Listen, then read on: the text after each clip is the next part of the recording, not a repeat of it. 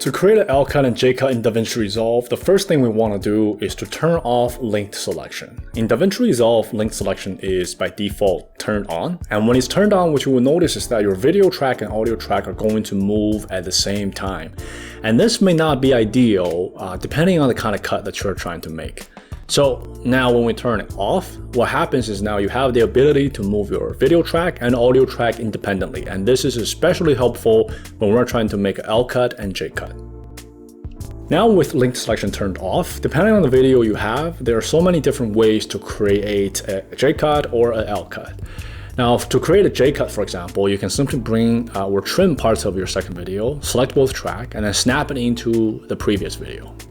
Or you can simply extend the audio of your second video and into the first video. This will also create a J cut very quickly. Or you can bring the audio track into a different track and then extend that into the first video. So this way you don't have to worry about overwriting the audio of your previous video. Now to create an L cut, the technique is very similar. You could simply extend the audio of your first video into your second video.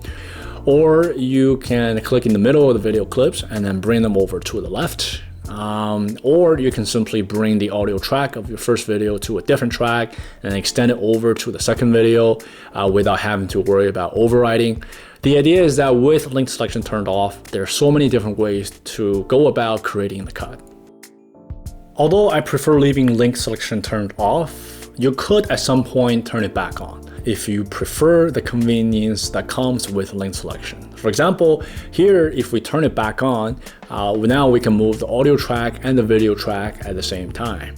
Or if, let's say, your audio track is in a different track, you can still turn it back on, and then this way you will have the ability to move both tracks at the same time.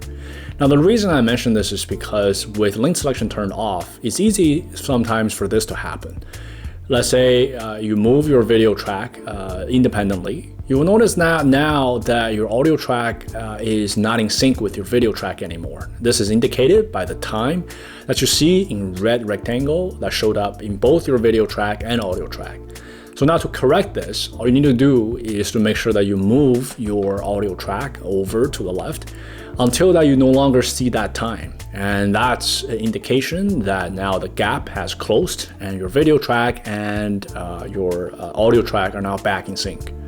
So something to keep in mind as you go about doing this. Hope this helps, guys, and I'll see you in the next video.